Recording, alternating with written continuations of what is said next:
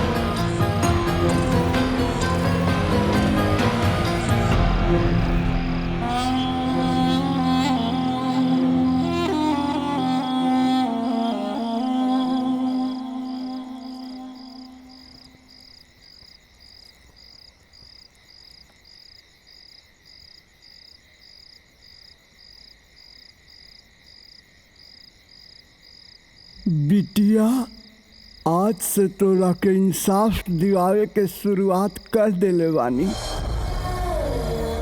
ए देश के कानून जौन न्याय तोरा के ना दिवा पौलस, उ न्याय तोरा के ई बूढ़ बाप दिवाई। आज एगो के मार देहनी बिटिया, एगो के मार देहनी, बाकी 3 गो बचल बाना सना। उन्हन के मरला के बाद तोहर अस्थि विसर्जित करब और अपनी बिटिया के श्रद्धांजलि देब, तोहरा के श्रद्धांजलि देब।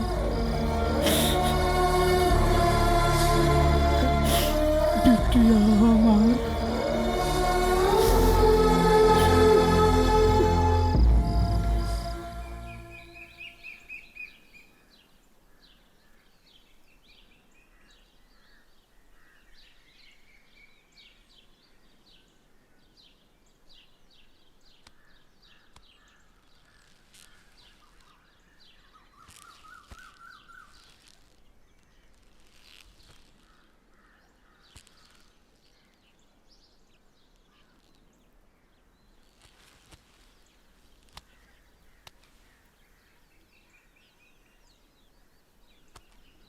नमस्कार। इस समय की बड़ी खबर। कल रात करीब 11-12 बजे के समय दरोगा आरपी यादव की गला काटकर हत्या कर दी गई। इस समय हम मौजूद हैं कैमरामैन समीर के साथ लखनऊ के जीटी रोड पर। आइए देखते हैं लाश की लाइव जांच पड़ताल और सबूतों की छानबीन, क्योंकि अभी तक ना कोई सबूत मिला है और ना ही सुराग।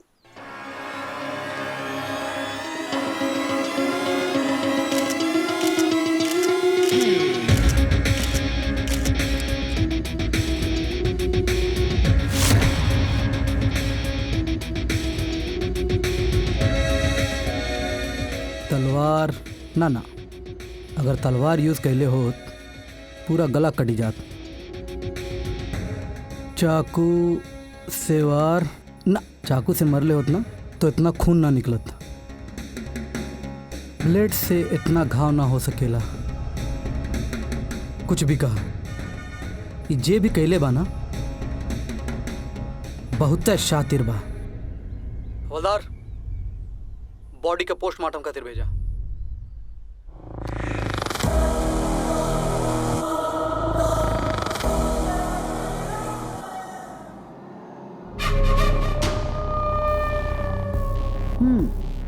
तो दरोगा आरपी यादव के खून हो गई। हाँ मैडम, अरे दरोगा यादव हमनी के बहुत खास आदमी रहलन हा और हमनी के हर टेढ़ा मेढ़ा काम में उनकर पूरा सहयोग रहत रहल हा। तो के का बुझाता रंजीत, ये हत्या के पीछे केकर हाथ हो सकेला? मैडम हमरा के तो लागत है कि हत्या के तार वो अदालत वाला केस से जुड़ल बा। अदालत वाली केस? अरे मैडम, वो लड़की के बाप जिंदे नु बा अभी। गांव के गंवार आदमी, ओकरे पास ऐसन गुर्दा कहाँ बा जवन हत्या जैसन संगीन जुर्म कर सकेला। ओकर तो आधा शरीर में खुदे लकवा मरले बा। वो तो अपने जिंदगी के खुदे मोहताज बा। वो दूसरा के जिंदगी कैसे ले सकेला?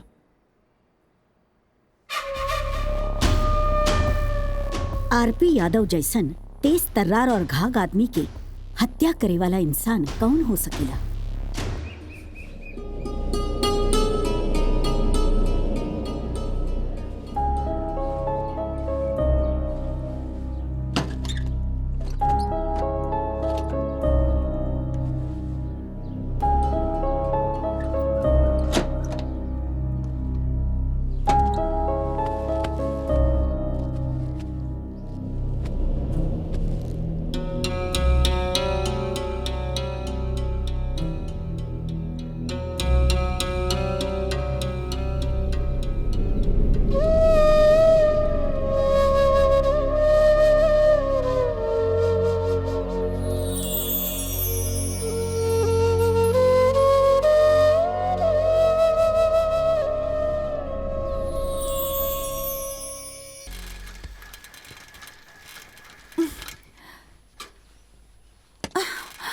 ए जी,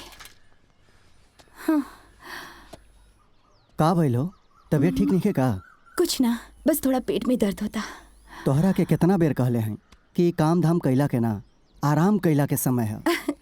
आराम करब तो काम कैसे करब और और सेवा कैसे हुई? हमार सेवा करे खातिर ना 7 जन्म के रिश्ता जोड़ ले बाड़ू। तोहरा के हाल में छोड़ के ना काम पर जाए के मन ना करेला, पर जिम्मेदारी के बोझ इतना बा कि जाए के पड़ी। आपन और हमरे बच्चा के ख्याल रखियो। अब जाई, इमोशनल मत करी। जाए। हाँ। चल हम जल्दी आ जाए। हाँ, ख्याल रखिए आपन।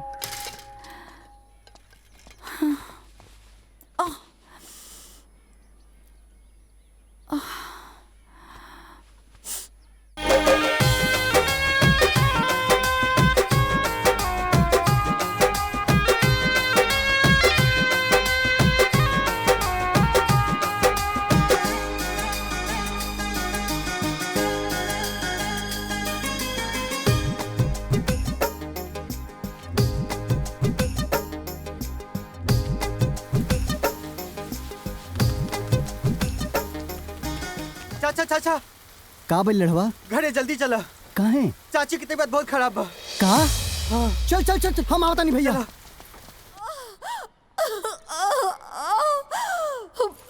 ए बिटिया, हिम्मत मत करा। आराम से।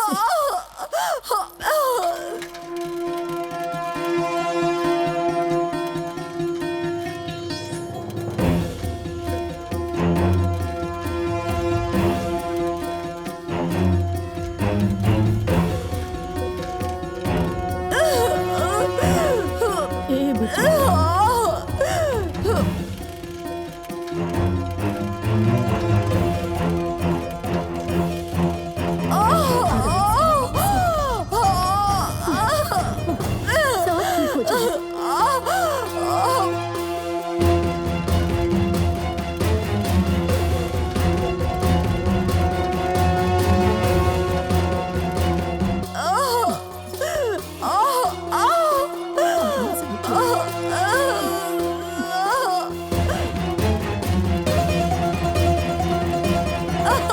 हिम्मत मत हारा, कोशिश करा। ए दुल्हन, हिम्मत से काम ला। हिम्मत हार जाइबू तो परेशानी बढ़ जाए।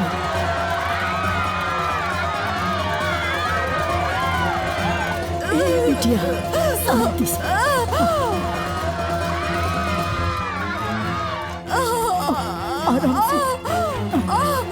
लगावा बिटिया, जोर लगावा, सब ठीक हो जाए।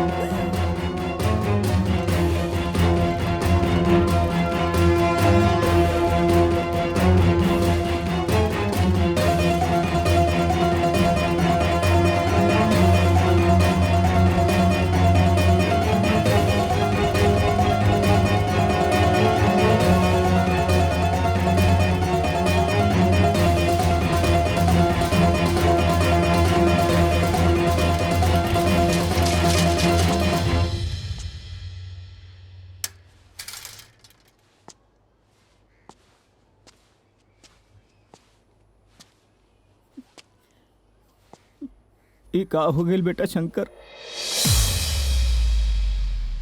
का भइल काकी, रोत काहे बड़ा जा? बेटा, बहुरिया तोहार साथ छोड़ के चल गईली और जात जात एगो बिटिया छोड़ गईली।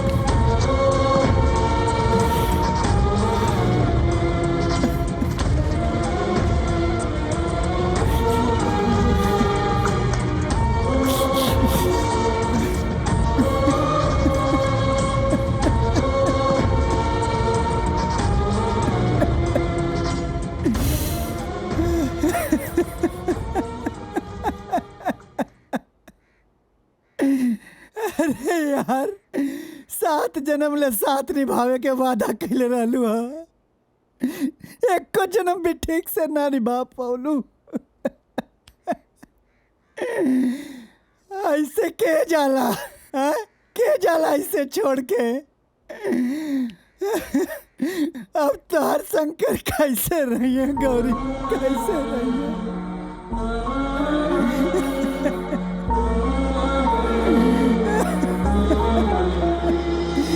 गौरी,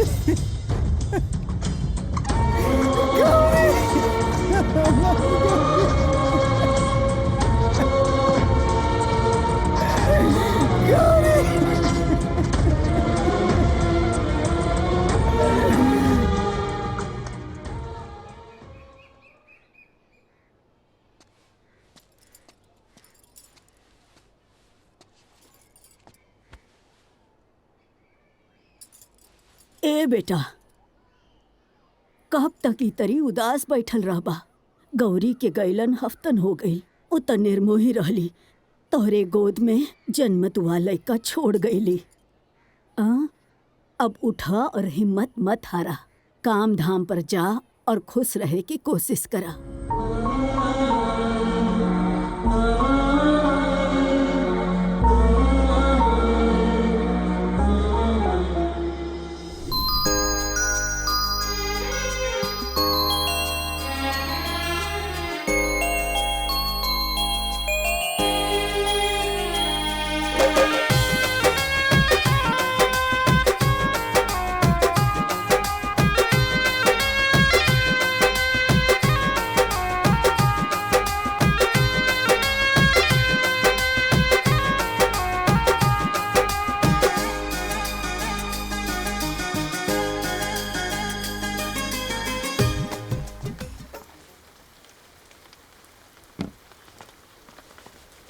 कहाँ रहला है मर्दे? 5-7-10 दिन से तोहार दुकानिया बंद रहल है। हाँ भैया, वो परिवार में एगो अनहोनी हो गइल रहला। हाँ सुनने रहनी। भैया हमार बिटिया भुखाइल बिया, तनी दूध पियो ले आई। आराम से पियाला भाई, एकरे खातिर तो आदमी सब काम धाम करता रही। जी ठीक ना, लेकिन आज के औलादी कुल नहीं समझता ने सन। अब ठीक बा भैया, आवा था। हाँ हाँ। बिटिया हमार बुखाइल बिया, ला दूध पिला ला।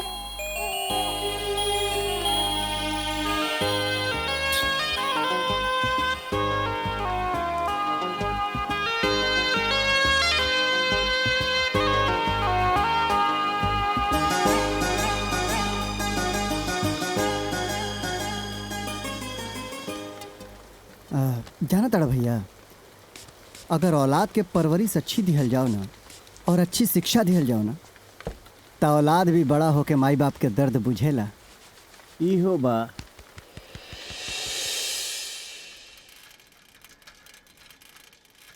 अरे काकी ठीक बाड़ू? हाँ ठीक बानी। ठीक बा। ए बेटा, तोहरे आगे पहाड़ जैसन जिंदगी पड़ल बिया। जिए खातिर कदम कदम पर अग्नि परीक्षा देवे के बा। चूल्हा चौका, घर दुआर दुकान, और ऊपर से ही मासूम बच्ची कैसे संभरबा।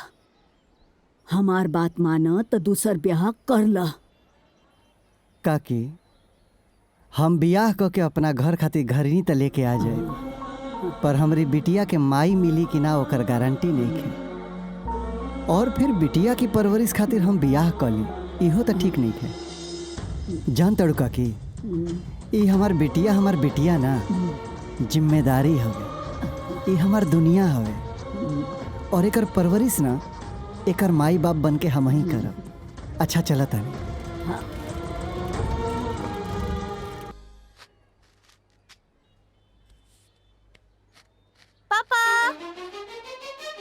अरे बिटिया, पापा ये चाचा ई का कइला?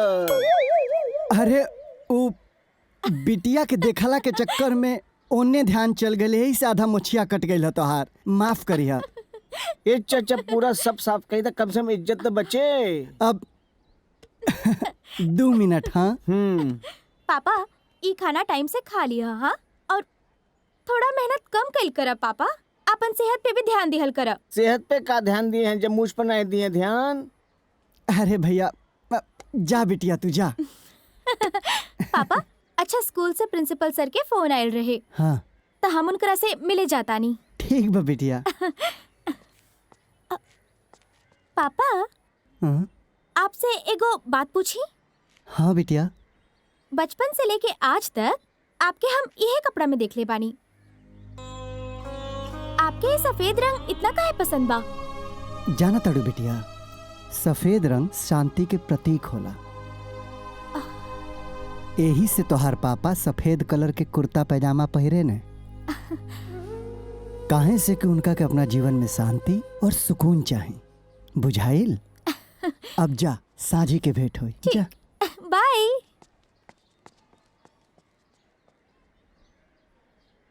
आवा तोहरो मुछिया छील दें। हाँ हाँ, इज्जत बचा ला। May I come in, sir? Yes, come in.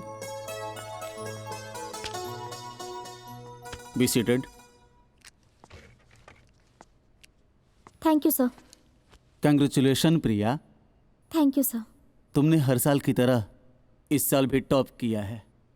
पूरा विद्यालय परिवार अपने आप को गौरवान्वित महसूस कर रहा है। I really proud of you, Priya.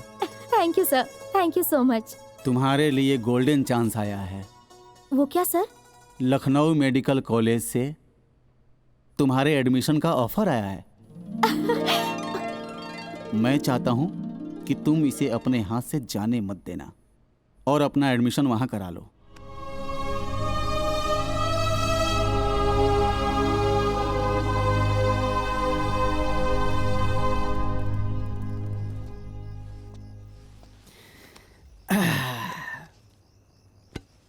बिटिया पानी दो बेटा।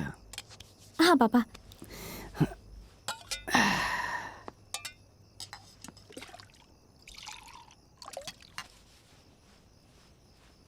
ली।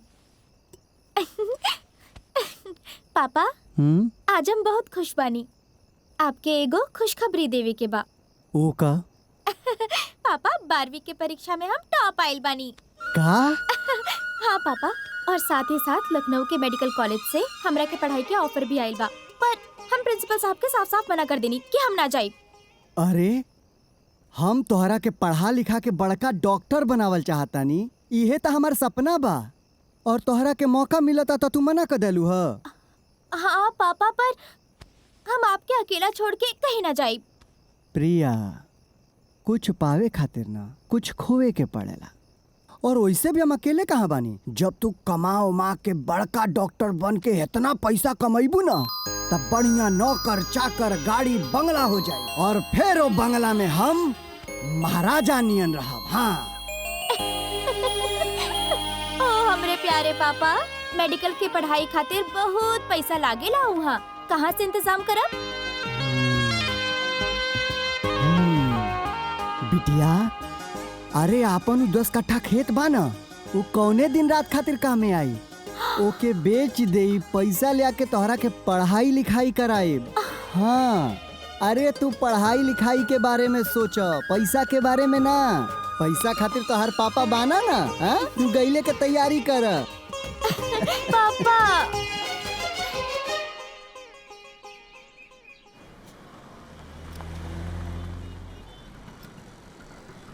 पापा। हाँ बिटिया। खाना पीना सब टाइम टाइम से खा ली हल करी हा। बिटिया, हम खाना पीना सब टाइम से खा ले, तू बस अपना पढ़ाई पर ध्यान दे, अपना कामयाबी पर ध्यान दे। आप पढ़ के बड़का डॉक्टर बनिया। हाँ रोका रोका रोका, आओ आओ बिटिया, आओ आओ। हैला हैला। अच्छा पापा, हाँ बिटिया। हम चलत आनी, अपन ख्याल रखिए। हाँ हाँ हाँ, खुश रह, तू जा जा जा जा। बाय पापा। जा।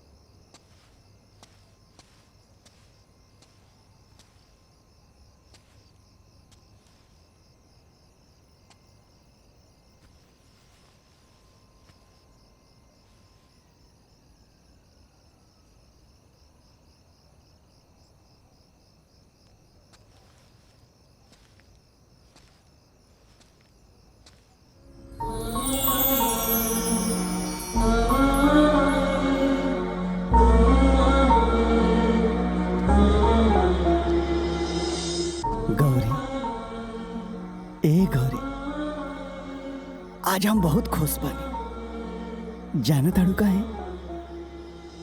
काहे से कि बिटिया के लखनऊ भेज के आवतानी पढ़े खातिर। हाँ, बिटिया की परवरिश में हम कौनो कमी नहीं खी कैले। हाँ, पर आज तोहार बहुत याद आवता, बहुत याद आवता।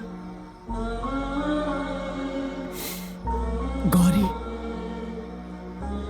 आज तू रहतू ना, तब बूढ़ा बूढ़ी दोनों जनी बैठ के आपन सुख दुख बतियावती जा। आज तोहार बहुत याद आवता। खैर, जहां रहिया खुश रहिया।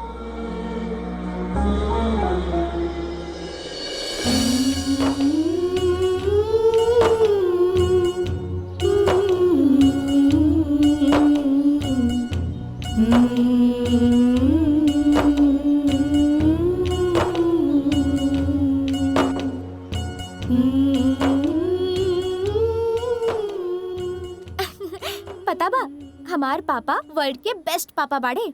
भगवान करे हर लड़की के ऐसा ने पापा मिले। और मम्मी? हमार मम्मी नहीं थी, पर हमार पापा हमार मम्मी के कमी कबो महसूस ना होके देवेले। हमार पापा वर्ल्ड के बेस्ट पापा बाड़े।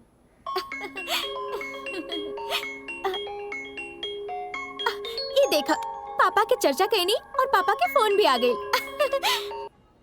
हेलो, प्रणाम पापा। अरे खुश रहा बिटिया, खुश रहा। ठीक से पहुंच गईलू ना हॉस्टल? हाँ पापा, हॉस्टल भी पहुंच गई नी और सामान भी सेट कर लेनी। और पता बा, यहाँ हमार प्यारी प्यारी सहेलियाँ भी बन गईली। ई तो बढ़िया भइल बिटिया। ना तो हम एजा सोच सोच के परेशान बानी कि अजनबी शहर बा, हमार बिटिया कैसे रही अकेले। अच्छा ही बतावा, कॉलेज कैसे बा? पापा, कॉलेज तो हम कल से जाए। हाँ ठीक बा, अच्छे से पढ़ी हो, पढ़ लिख के बड़का डॉक्टराइन बनिया, है ना? ठीक बा पापा, प्रणाम। हाँ, खुश रहा, खुश रहा। वाकई तोहर पापा के तोहर दिल से रिश्ता बा। देखा तू अपने पापा के याद कैलो और तुम्हारे पापा का फोन आ गए। लगा था तुम्हारे पापा तुझसे बहुत प्यार करेले। हाँ यार, हमू हर सपना पूरा करब जौन सपना हमार पापा देख ले बाड़े। शंकर चाचा, प्रिया बहन कॉलेज पहुंच गई का? हाँ हो, कॉलेज भी पहुंच गईली, हॉस्टल में कमरा भी मिल गई और पढ़ाई भी शुरू हो गई। चला अच्छा बा, पढ़ लिख के बड़का नाम कमाई। अच्छा बा, बड़का डॉक्टर नहीं बनी। जाना तड़ा, हमहू कबो डॉक्टर बनल चाहत रहनी। परिवार के हालात ठीक ना रहे, रुपया पैसा ना रहे तो डॉक्टर ना बन पाऊनी। यही से आज कैंची और कंघी लेके बाहर के ऑपरेशन करता नहीं। माइंड ब्लोइंग प्रिया, मतलब तहर जितना तारीफ कइल जाए कम बा। का दिमाग पहले बाड़ू, क्लास में प्रोफेसर साहब के सवाल के जवाब ऐसे देत रहलू है जैसे लागत रहा कि ऊ तोहरा स्टूडेंट हवन और तू उनकर प्रोफेसर हो। तारीफ खातिर शुक्रिया। वैसे तू भी बड़ा टैलेंटेड बड़ा। हाँ तोरा से दोस्ती करके अच्छा लागल सूरज। हमरो वैसे एगो बात कही, तोहार शादी जौना लड़का से होई नु, वो लड़को तहार स्टूडेंट बन जाई और तुम्हें होकर प्रोफेसर बन जाइबू। नो नो नो, अभी कोई शादी नहीं, अभी कोई फैमिली टेंशन नहीं, ओनली पढ़ाई। और दोस्ती? ओके।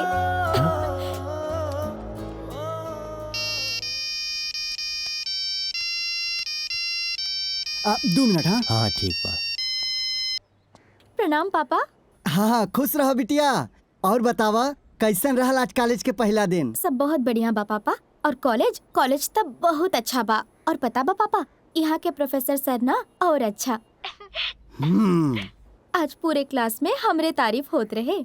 अरे वाह, शाबाश बिटिया, अब तू ऐसा ही मन लगा के पढ़ी है। हाँ जी पापा। पापा पता बा, आज क्लास में ना एगो सूरज नाम के लड़का हमार दोस्त बनल और उहो ना पढ़ाई में बहुत तेज बा।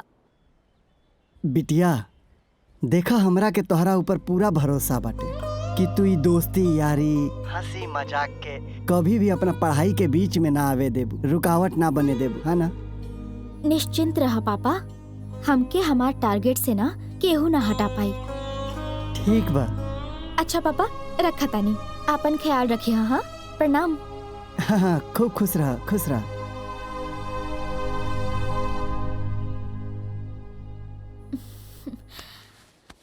That is the muscle. बिल्कुल सही पढ़ लो। And then we have to define it in this. हाय प्रिया। हाय सूरज। हे हाय। हम तोहनी के कहाँ ना ढूंढली और तोहनी ऐजा बैठल बाड़ा। काहे? अरे यार, जब से तू सूरज से मिलल बाड़ू तब से तू हमनी के भुलाइए गईलू। ना ना ऐसन कोनो बात नहीं खे, बस कॉलेज, हॉस्टल, प्रैक्टिकल ये सब में बस बहुत बिजी बानी। यही से टाइम ना मिल पा रहल बा। लेकिन आज कौनो बहाना ना चली। काहे? आज का भइल कुछ नहीं खे, आज हमार बर्थडे बा। Happy birthday, congratulations. Thank you. Happy birthday Gudiya. Thank you. लेकिन बस थैंक यू से काम ना चली, पार्टी रखले बानी और आवे के पड़ी। अच्छा चला, बाय। अब मुलाकात पार्टी में हुई। ठीक बा। पार्टी तो सुना, आज अपन गुड़िया 21 साल के हो गई बड़ी और इनका जन्मदिन के उपलक्ष्य में हमनी सब कोई मिल के केक काटब। केक कटला के बाद एक दूसरा के केक खिलाइब और ओकरा बाद हमनी सब कोई अंताक्षरी खेलब। कोई कहीं जाई ना, ठीक बा? केक काटा गुड़िया, केक काटा।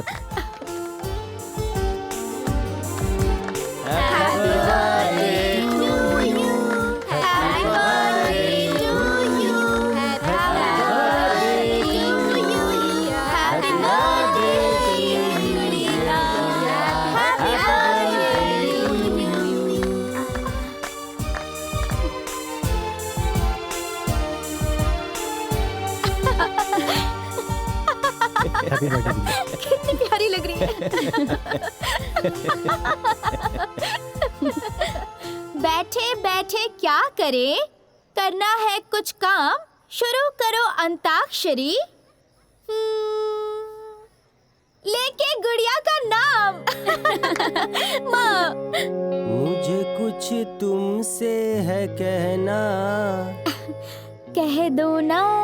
दिल कहे अब चुप रहना, कह दो ना, कह दो ना।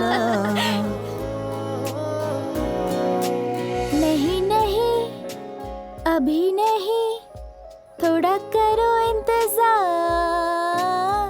नहीं नहीं अभी नहीं, मैं हूँ बेकरार।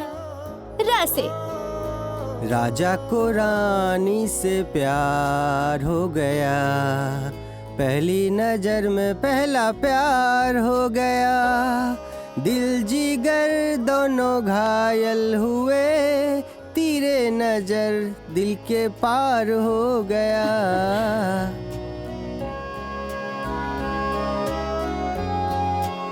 ये दिल तुम बिन कहीं लगता नहीं, हम क्या करें, तुम ही कह दो अब ऐ जाने वफा, हम क्या करें।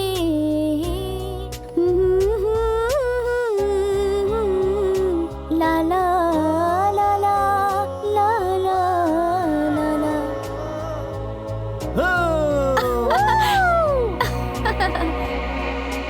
आज पार्टी में मजा आ गया हाँ? प्रिया, तोहरा से अपना मन के एगो हम बात कहे के चाहता नहीं। कहा ना? बुरा तो नानू मनबू? ना मानब। बुरा ना मनबू तो बोले। सूरज बोला। अरे का भाई? बाइक खराब हो गई।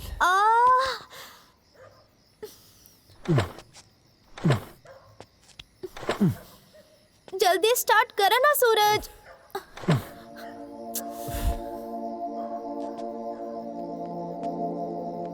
बाइको नहीं के चाहत कि हम अपना दिल के बात तोहरा से कहीं। हमरा के मालूम बा तोहार दिल के बात, पर हमरा के ना हॉस्टल पहुँचे के बा। आधा घंटा में अगर हॉस्टल ना पहुँचनी ना तो हॉस्टल के गेट बंद हो जाए। आधा घंटे के अंदर ना हमनी पैदल चल के भी हॉस्टल में पहुंच जाए, है ना? पैदल इतना दूर? अरे तू चला तो सही, आधा घंटा में हमनी पहुंच जाए। चला, रास्ता में अपना दिल के बात भी हम कह देम तोरा से। चल चला तू।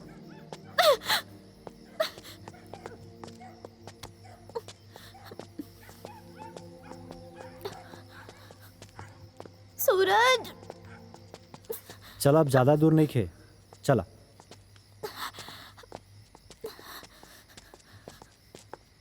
बस पासे में तब आप जल्दी पहुंच जाइए।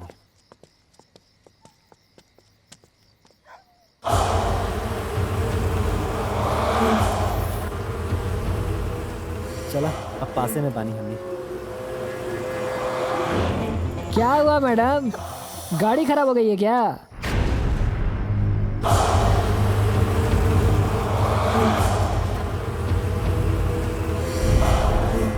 सुना, ये बड़ बाप के बिगड़ल औलाद हमासा, एकनी के मुँहे मत लगिया।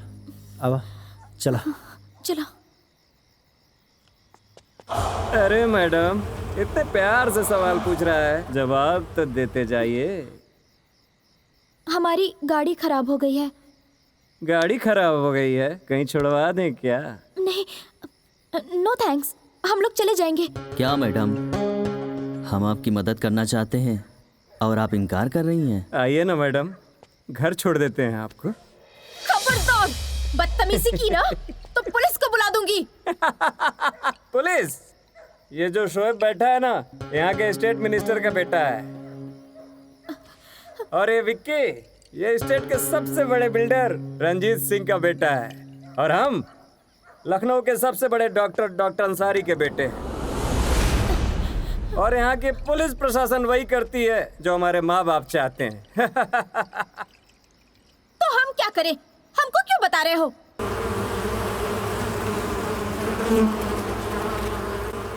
वो भी बताते हैं। ये क्या बदतमीजी है? ऐसे लड़की से क्या बात करेला? हम बात करते हैं बे ऐसे।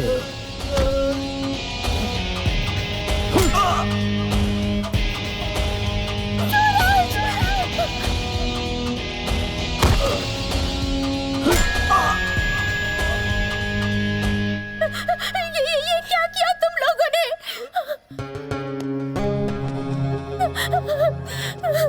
हम उसे ही रोकते हैं जिस पे हमारा दिल आ जाता है, और वही फूल सूंघते हैं जिसकी खुशबू मुझे पसंद आ जाती है। हमारे ऊपर हाथ उठाई? मेरे ऊपर? ए, डाल सारी के डिग्गी में। आज के बाद किसी को मुंह दिखाने के लायक नहीं रहेगी और ना हाथ उठाने के लायक। डाल डिग्गी में। चल चल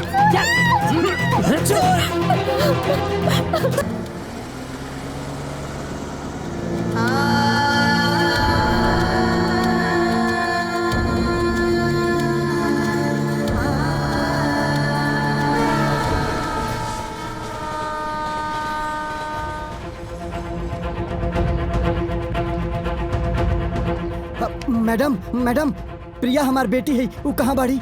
आगे से जाके राइट। हाँ, धन्यवाद।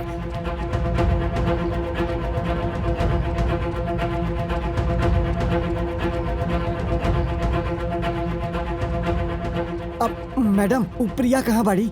सर वहाँ पे है। जी जी कहीं आपके प्रिया के पिता। हाँ। हम सूरज के पिता हैं, आई हमरा साथ। जी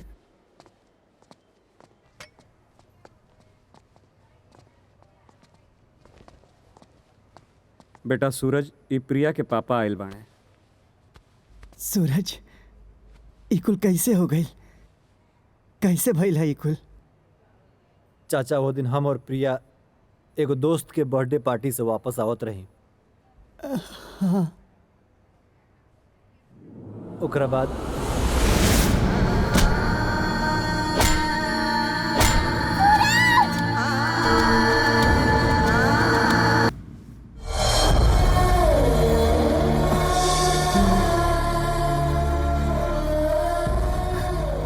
चाचा वो लोग शहर के बहुत बड़ हस्ती का लड़का हमें, लेकिन हम रिपोर्ट लिखवा दिले बने।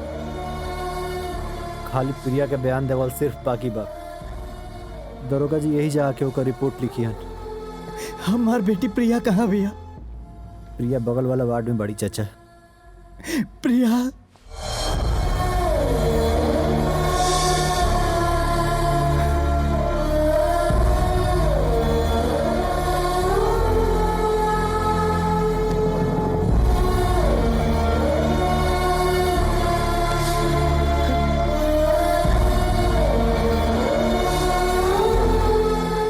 प्रिया, ए प्रिया, अरे का हो गए रे? देख न तो पापा आइल बना, कुछ बात कर पापा से। ए बेटा, पापा आइल बना रे तोर। कैसन दिन देखौला है भगवान, हे भगवान।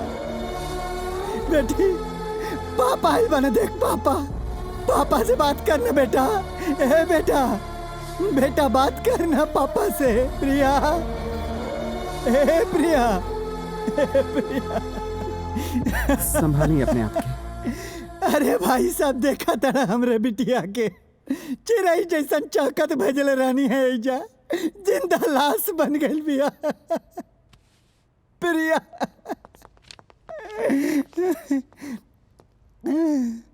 डॉक्टर, अब लड़की की हालत कैसन बा? हालत बहुत बुरी है इंस्पेक्टर। उन हैवानों ने दरिंदगी की सारी पराकाष्ठा को पार कर दिया है, और इस बेचारी के साथ उन्होंने बलात्कार तो किया ही, उसके साथ ही उन्होंने बोतल और सरिया भी डाल दिया।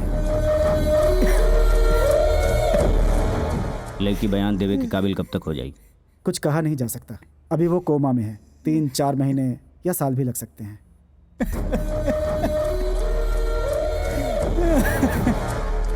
इंस्पेक्टर साहब, वो दरिंदा हमारी बेटी के भेड़िया नियन नचले बने सो साहब। उन्हें के छोड़ा मत साहब, छोड़ा मत। रवा कानून पे भरोसा रखी।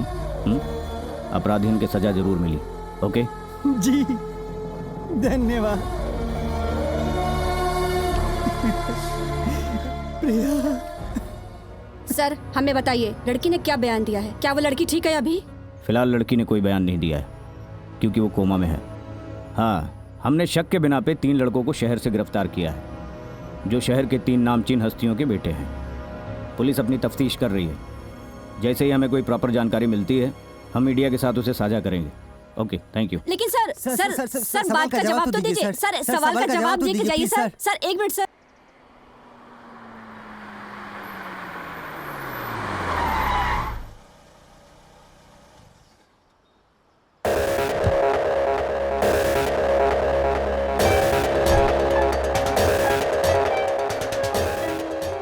जय हिंद।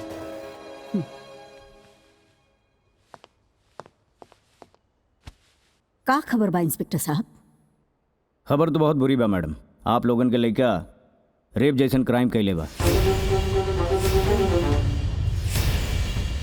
और सबूत के छोड़ के अपने पाँव पे खुदे कुल्हाड़ी मरले बा। वो लड़की फिलहाल तो कोमा में भी है, लेकिन कभियो होश में आ सकेली। और वो लड़का सूरज, वो कोर्ट कचहरी पुलिस थाना कहीं भी गवाही देवे खातिर तैयार बा। कौनो रास्ता? रास्ता तो बहुत मुश्किल बा। काहे की बात मीडिया से लेके पब्लिक तक सबके पता चल गई बा। लड़की के बाप आप लोगन के लड़का के सजा दिया के खातिर अदालत जाए के जिद पकड़ के बैठल बा। लड़की के बाप से मिलल चाहतानी, मीटिंग फिक्स करा। मैडम, आपके शहर में निकले के मतलब होला चप्पे चप्पे पे पुलिस के तैनाती। अब मीडिया के अगर तनिको भनक लग गई तो बात के बतंगड़ हो जाई। हम ओकरा से हॉस्पिटल में मिलब, तू वहाँ मौजूद रही। हम कैसे पहुँचब वो हम तय करब। ठीक है मैडम।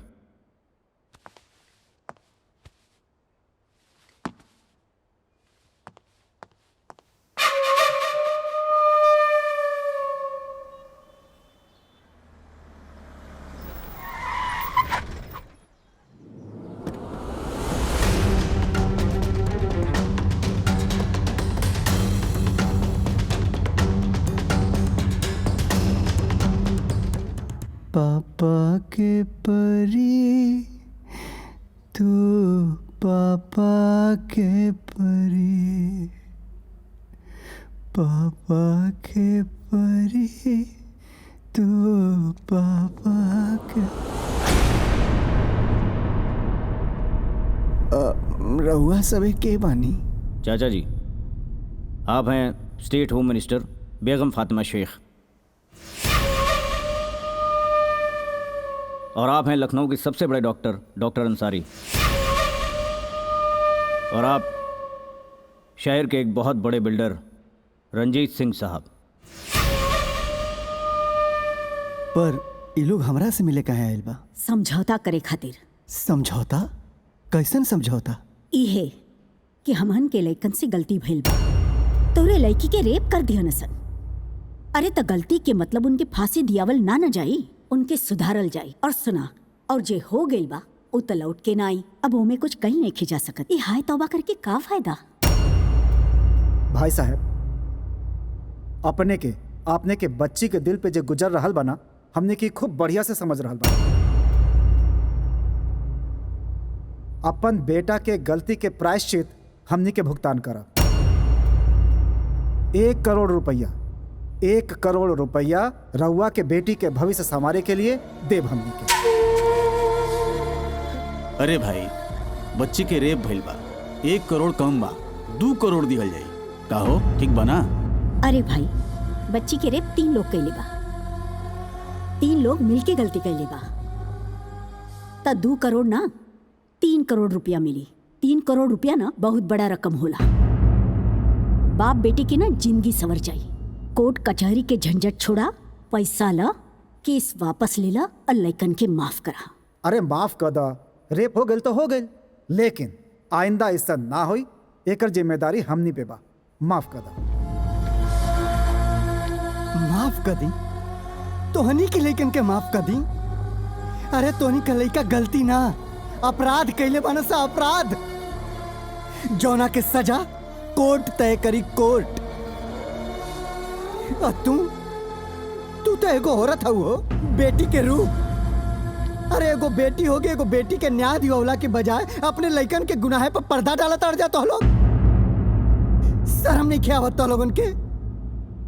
देखा हमरे बेटी के, देखा गांव से भेजले रहनी ना त चाका चिड़ै जैसा आइल रहे जा, और आज जिंदा लाश बना देले बान सा तोहनी के लइका हमरा बेटी के। अगर प्राश्चित कल चाहता रहा ना तो कानून से अपना बेटा के सजा दिवावा सा, न तो हम कोर्ट में तोहनी के बच्चन के फांसी के सजा दिवा के दम ले। बड़ा ही बेवकूफ पड़ा। शायद तो के हमरे पावर के अंदाजा नहीं खे। यहाँ के कानून भी हमरे मर्जी से चलेला और प्रशासन भी हमरे इजाजत से सांस लेवेला। यहाँ के कोर्ट भी हम ही बानी और जज भी हम ही बानी, और फैसला उहे होला ना जौन हम चाहिला। अदालत जयबा जा, अब तोहार मुलाकात हमसे ना अदालत में हुई। अल्लाह हाफिज।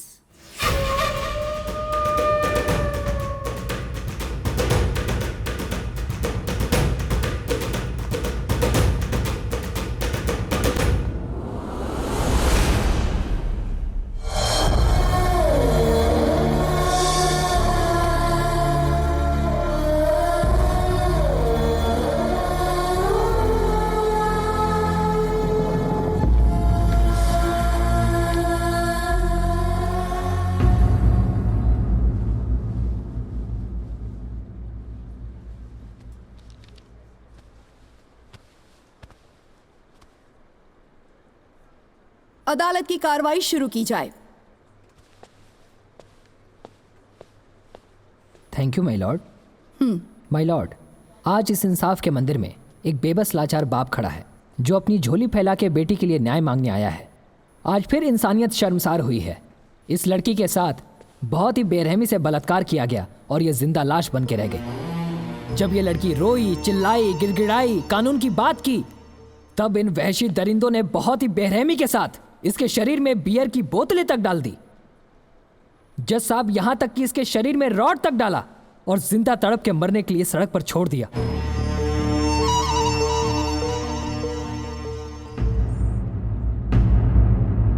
कटघरे में खड़े ये तीनों लड़के इंसान नहीं, इंसान के रूप में वहशी दरिंदे हैं, जिन्हें समाज में खुला छोड़ना देश की बहू बेटियों के लिए खतरे से खाली नहीं है। तो मैं अदालत से दरख्वास्त करूंगा कि इन्हें सजाए मौत दी जाए। ऑब्जेक्शन माय लॉर्ड। सुनवाई अभी पूरी नहीं हुई है, जुर्म अभी साबित नहीं हुआ है और मेरे काबिल दोस्त ने सजाए मौत की मांग भी कर दी। Objection overruled. Thank you your honour. मैं मानती हूँ कि शंकर की बेटी प्रिया शर्मा के साथ बेरहमी से रेप किया गया है। मुझे भी दुख है इस बात का, मेरी सिंपैथी है इनके साथ। गुनहगारों को सजा जरूर मिलनी चाहिए, लेकिन पहले पता तो चले गुनहगार है कौन। आप कहना क्या चाहती हैं? मैं कहना नहीं, बताना चाहती हूँ। कटघरे में खड़े ये तीन लोग बेगुनाह बेकसूर हैं और इन्हें सिर्फ और सिर्फ शक के बिहाफ पर फंसाया जा रहा है, और शक सिर्फ इस बात का कि मौकाए वारदात पर इनकी गाड़ी मिली, पर गाड़ी में ये लोग मौजूद नहीं थे, बल्कि घटना के उस रात ही ये लोग शहर से सैकड़ों किलोमीटर दूर गोवा में अपने फ्रेंड के बर्थडे पार्टी में मौजूद थे।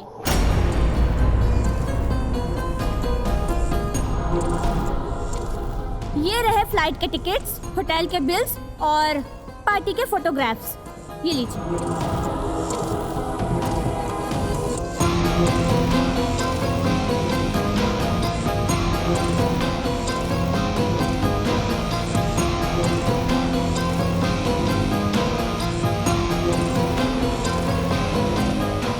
और रही बात गाड़ी की, तो ये सच है माय लॉर्ड कि गाड़ी इन तीनों लड़कों की ही थी, मगर घटना के 2 दिन पहले ही हजरतगंज के चौराहे पर इनकी गाड़ी चोरी हो गई, जिसकी रिपोर्ट इन लोगों ने हजरतगंज पुलिस स्टेशन में दर्ज भी कराई और उस एफआईआर की कॉपी भी उसी फाइल में है माय लॉर्ड जी। ऑब्जेक्शन माय लॉर्ड। मेरे काबिल दोस्त सबूतों को तोड़ मरोड़ कर पेश कर रही हैं और केस को भटकाने की कोशिश कर रही हैं और गुनहगारों के गुनाह पे पर्दा डाल रही हैं, लेकिन उस रात का मेरे पास एक ऐसा चश्मदीद गवाह मौजूद है जो उस रात वहां मौजूद था, जिसने प्रिया शर्मा के साथ हुए बलात्कार को अपनी आंखों से देखा था। मैं उसे बुलाने की इजाजत चाहूंगा। इजाजत है। सूरज हाजिर हो। प्लीज।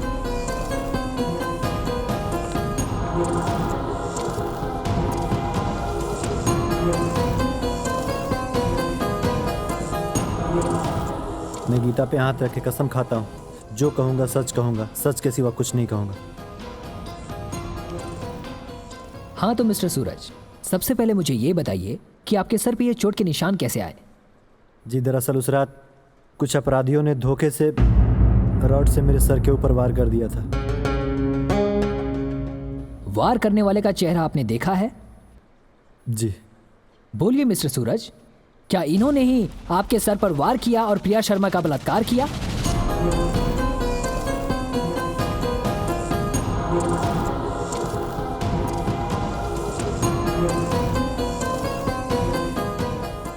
क्यों हैं?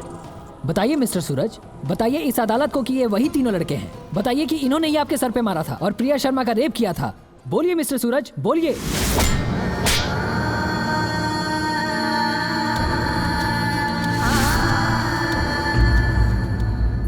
जी नहीं, ये वो लोग नहीं हैं।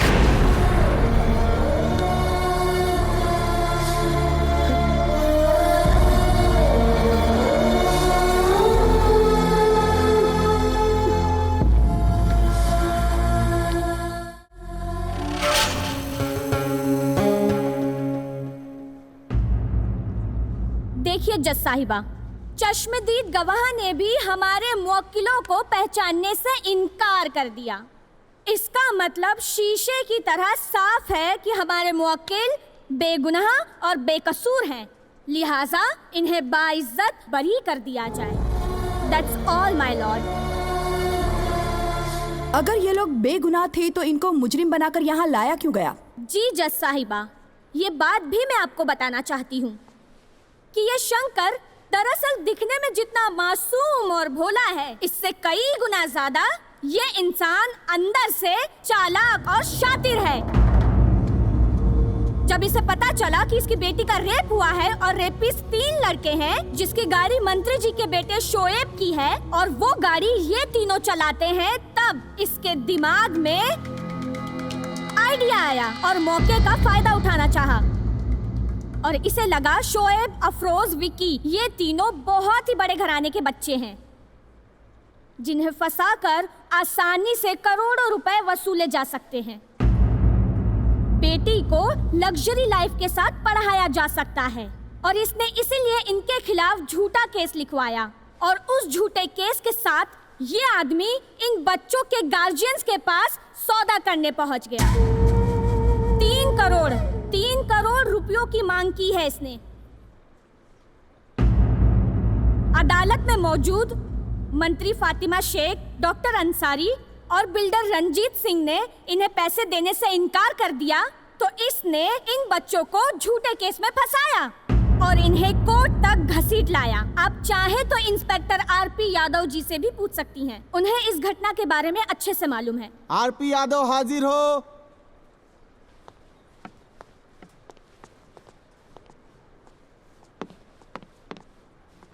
यस मिलॉर्ड, वकील साहबा सही कह रही हैं। हमने कई बार इसको समझाने की कोशिश की, मगर इसने हमारी बात नहीं मानी और नतीजा आपके सामने है।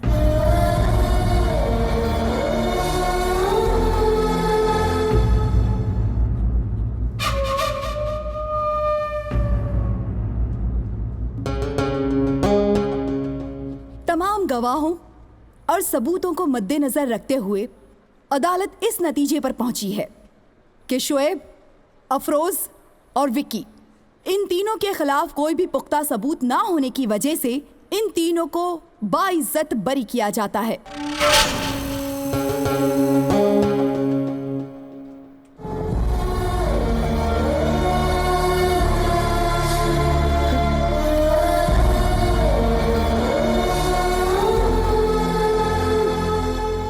और पुलिस को हुक्म दिया जाता है कि असली मुजरिम को पकड़ें और कोर्ट में पेश करें पुख्ता सबूतों के साथ।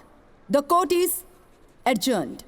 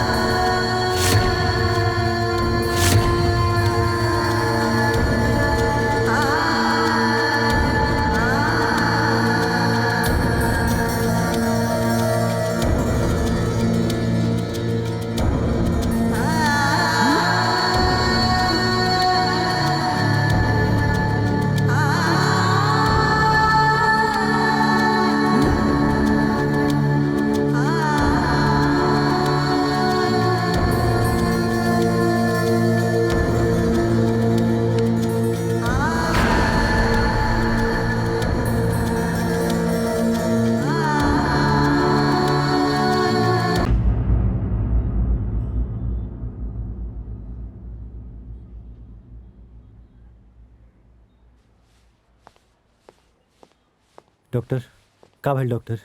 भाई ऐसा लगता है कि ईश्वर ने तुम्हारी प्रार्थना स्वीकार कर ली है। आज पूरे 10 दिन बाद वो होश में आए हैं। मगर का डॉक्टर? बहुत बड़ा अटैक था। सदमे से ब्रेन की एक नस दब गई है, जिससे उनके आधे शरीर को लकवा मार गया है। अगर तुम चाहो तो जाकर उनसे मिल सकते हो। ठीक बा डॉक्टर।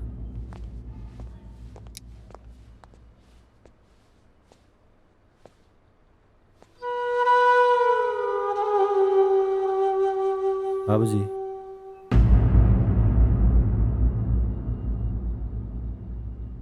अब यहाँ का करे अइला? बाबूजी, हम जानता नहीं कि प्रिया के मौत और आपके ये हालत के कहीं ना कहीं से हम ही जिम्मेदार बनी, लेकिन का करती? वो दरोगा आरपी यादव और मंत्री के गुंडा लोग हमारा मतारी बाप के किडनैप कर ले रहे।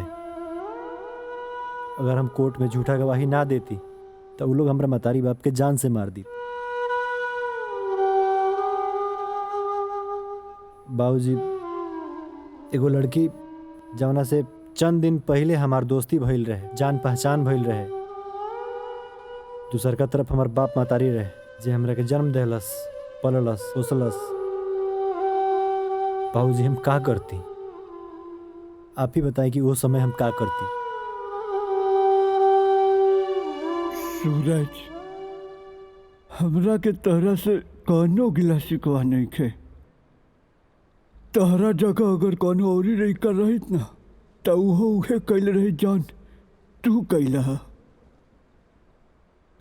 हमके तरफ से कौनो तकलीफ नहीं खे।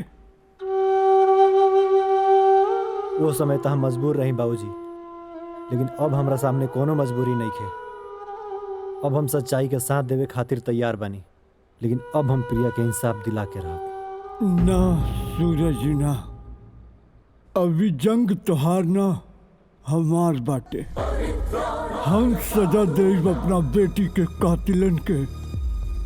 हम बनब दंड नायक और अपना बेटी के साथे गलत करे वालन के सजाए मौत दे, सजाए मौत। तू जा और एगो अच्छा बेटा बन के अपने माई बाप के सेवा कर। जा जा सूरज जा। धर्म संस्थापनार्थाय संभवामि युगे युगे।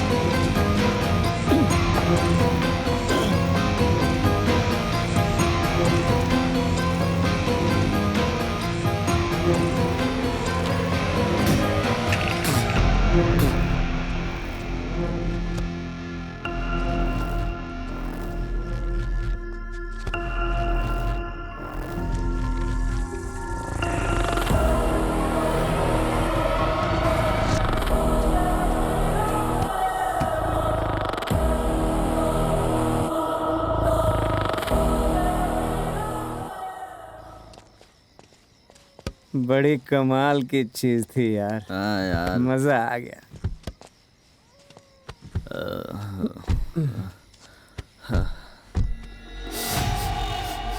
यार मैं कैसी है? कुछ नहीं यार, गाड़ी चलाओ। ठीक है।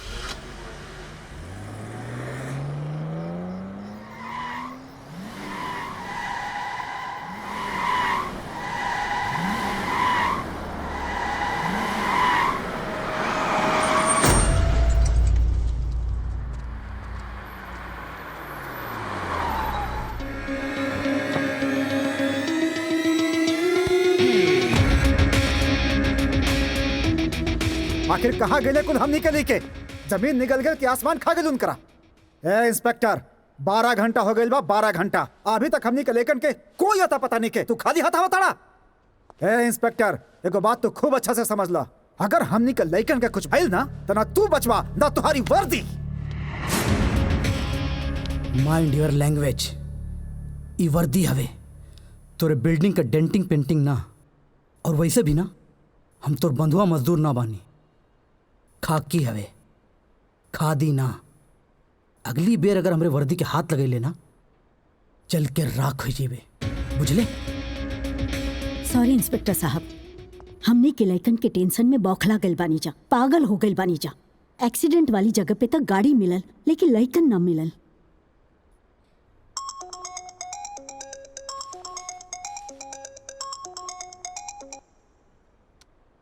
हेलो,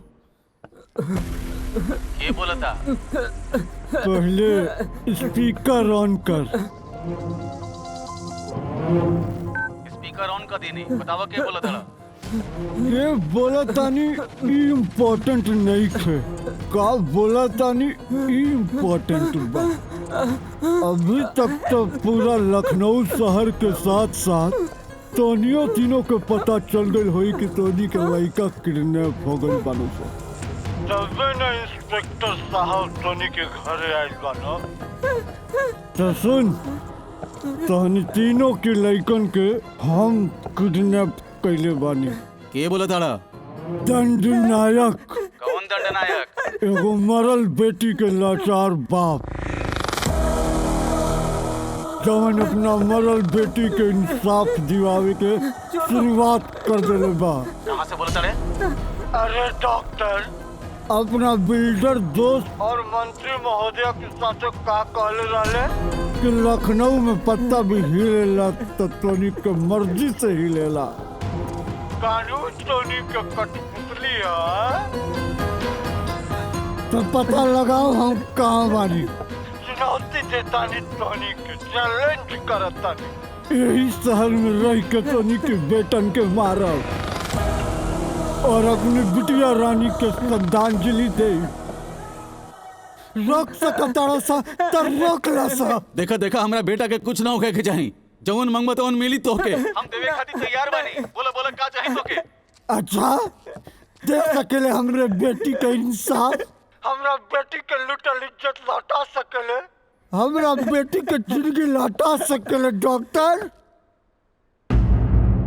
ना ना, तो सुन, अपना बेटा के चीख सुन डॉक्टर, चीख।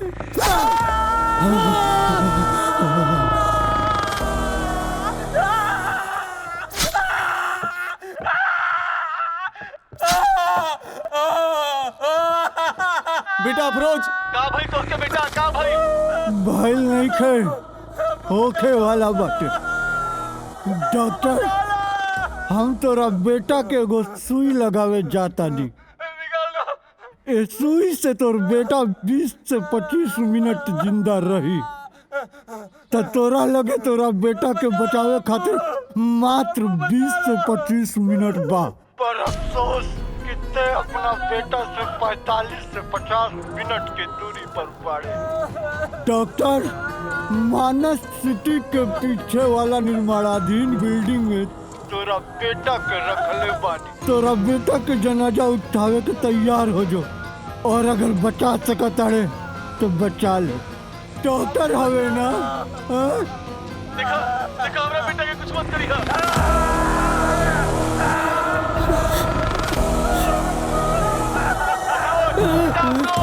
अफरोज, बेटा अफरोज। अलविदा अफरोज।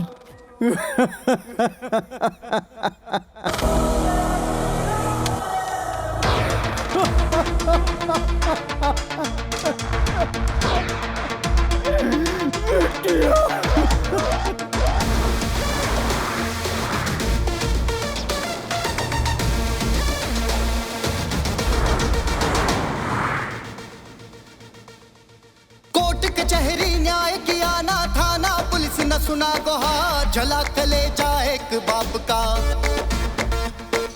बेटी का सुन के चित्कार, जला कलेजा एक बाप का। हो जिसने भी गुनाह किया अब सजा मिलेगी। दंड नायक दंड नायक दंड नायक ओ दंड नायक दंड नायक दंड नायक दंड नायक चला रे दंड नायक।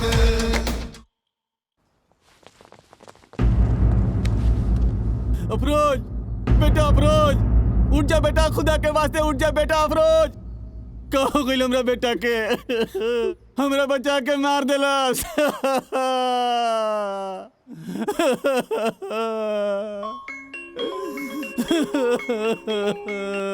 हेलो हेलो, स्पीकर पे फोन डाल के अपना मैडम के दे। मैडम आपका फोन। हेलो कौन? दंड नायक। तू जौन भी करत बाड़े ना उ ठीक नहीं खा करत। अच्छा तोहनी के लइका जवन कइना से तवन ठीक रहे। हमरा बेटी के संगे दरिंदगी के साथ बलात्कार भइल उ ठीक रहे। अदालत में सगरो सबूत बदल दिहल गइल, गवाह के डरवा दिहल गइल उ ठीक रहे। न्याय ना मिलने से अदालत में हमार बेटी दांत तोड़ दिहलस उ ठीक रहे। हमारी बेटी के इंसाफ दिवावे खातिर अबे बाप के अदालत शुरू हो गई बा। जाना में तोनी की लइकन के मिली सजाए मौत। एगो के तो मार देले बानी, दूगो और बनस।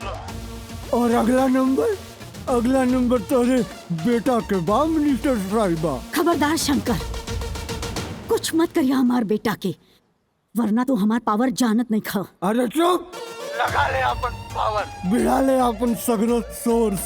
24 घंटा का टाइम बाद तेरा बेटा के पास। बचा सकता है तो बचा ले। हेलो ए इंस्पेक्टर, हमार बेटा ओकरे कब्जे में बा। अगर हमार बेटा की कुछ भइल ना तो एहजाज से लेके दिल्ली तक के प्रशासन हिला के रख दे। कुछ ना हुई, भरोसा रखी पुलिस पर। कल से गली गली हर जगह छापा मारल जाता। पाताल में भी छुपल होकी ना तो ढूंढ के निकाल लिया जाए। हवलदार। यस सर। हर गली हर चौराहे पे नाकाबंदी लगाता। यस सर। एगो भी गाड़ी बिना चेक के ना जाके चाहिए, वो बचे के ना चाहिए।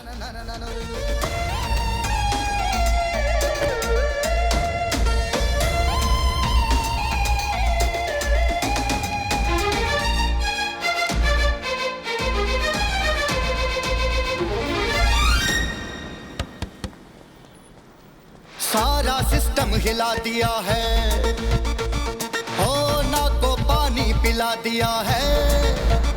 हो सारा सिस्टम हिला दिया है, ना को पानी पिला दिया है। खादी खादी सब टेंशन में पंजा मौत से लड़ा लिया है।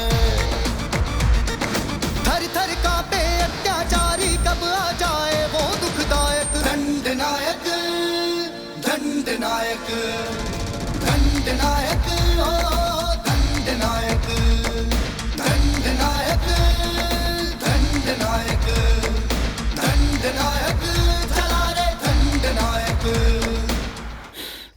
बिटिया, तोरा पवित्र शरीर के अपना नापाक हाथ से छुए वाला ये गौरी दरिंदा के हम मार दहनी।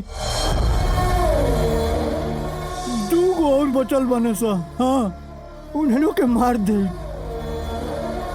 उनके ना तो प्रशासन के पावर बचा पाई, ना कानून के जान। तोरे पापा के तोहरा से वादा बा बिटिया, वादा बा। कल से हर जगह नाकाबंदी लगा दिया गया बा। और जगह जगह पे छापामारी भी होता है। का फायदा इंस्पेक्टर, का फायदा जब अभी लेना हमने के लड़का मिलल ना मुजरिम गिरफ्तार भइल। अरे एक अदना सा अपाहिज बूढ़ा कानून के छाती पर चढ़ के तांडव कर रहल बा, तांडव। चारों तरफ खून के होली खेल रहल बा। तू और तोहर पूरा डिपार्टमेंट असहाय होके तमाशा देख रहल बाड़ा। 24 घंटा के चैलेंज दिले रहल, जौन खत्म हो गई। का भइल? कहाँ बा हमार बेटा और कहाँ बा वो कातिल? अरे मिलल हमार बेटा, अब मिलल वो मुजरिम।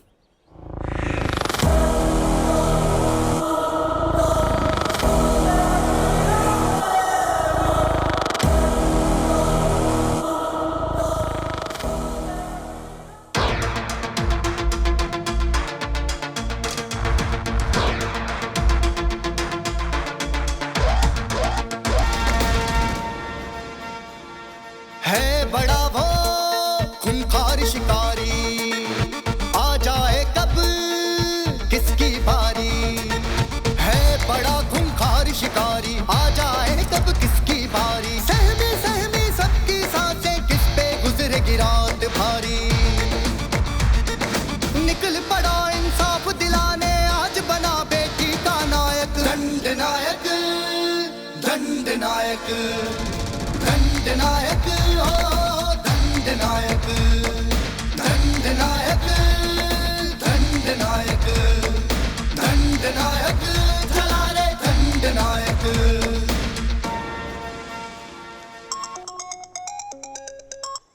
हेलो।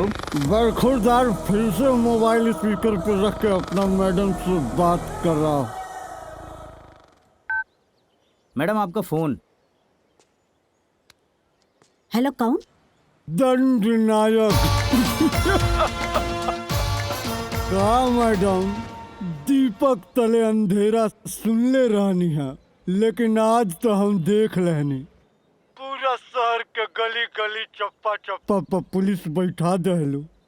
तनी अपनी घर में बैठा देले रहतू मैडम, तो आज तोहार बेटा जिंदा रहित। का मतलब बा तोहार? मतलब ही कि अपना छत पर जाके देखा, तोरे लड़का के लाश तोहार इंतजार करता। जा जा अपना बेटा के जनाजा उठावा। पहले हमार बेटा।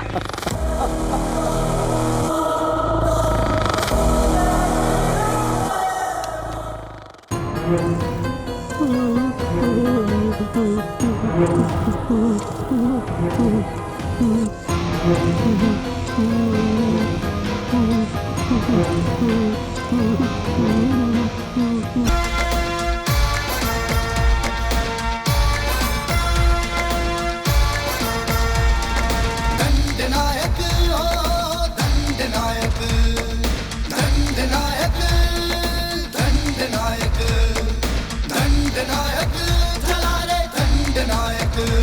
आज की ताजा खबर, आज की ताजा खबर, आज की ताजा खबर। फातिमा शेख के बेटे की कलाई काटकर हत्या। दंडनायक ने उसे अपने हाथों से मारा। भाई ये दंडनायक कौन है? ई तो हमहू नहीं की जानत, लेकिन ई उहे हो जेकरी बेटी के रेप भइल रहे।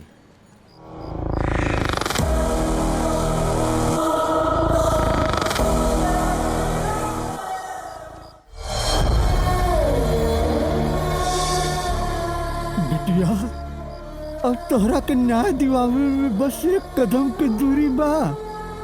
जाने ताड़ी बिटिया, सबके मार देनी, बस एगो ही दरिंदा जिंदा बा। एकरा के मार के तोरा के श्रद्धांजलि दे, तोरा अस्थि विसर्जित करब।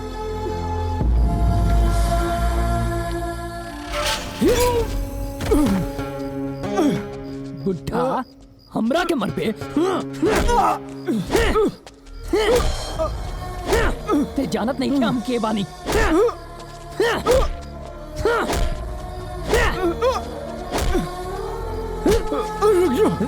जान ना दे। छोड़ बुढ़ा, हट। रुक जा, छोड़म ना तो क्या, छोड़म ना।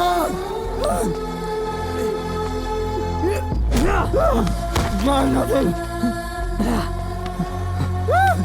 रुक जा, ना छोड़म, ना छोड़म ना तो क्या।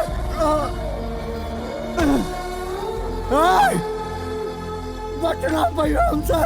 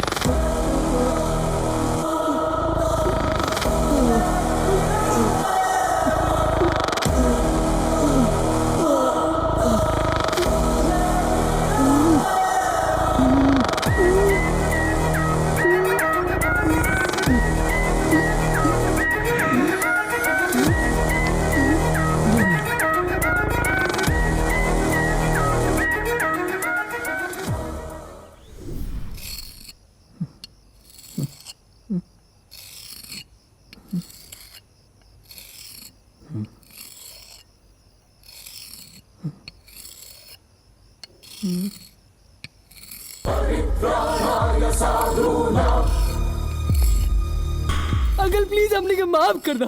हम मरे के नहीं चाहत, हमके जिंदा रहेगे। हम ऐसी गलती कबो ना करब अंकल। हम तो उसे वादा करता नहीं। तोरा के काला गल, तू हमसे बच के भाग जेबे, अपना मौत से बच के भाग जेबे। अरे तोनी के मौत के फरमान पर तो मोहिदीने दस्तखत कर देले रहली, जया तोनी की वजह से हमार बेटी अदालत में दम तोड़ले रहे।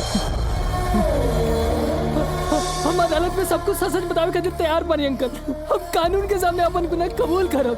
हमके छोड़ दी अंकल प्लीज। हमके एक मौका दे दी अंकल। Uncle please. तो और बेटी की कसम।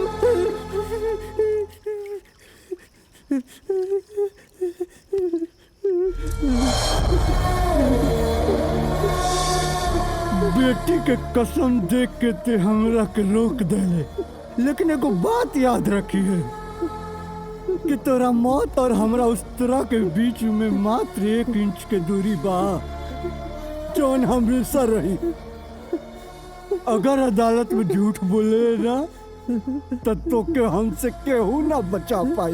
ना ना अंकल, हम वादा करते हैं, हम सब कुछ सच सच बताएं।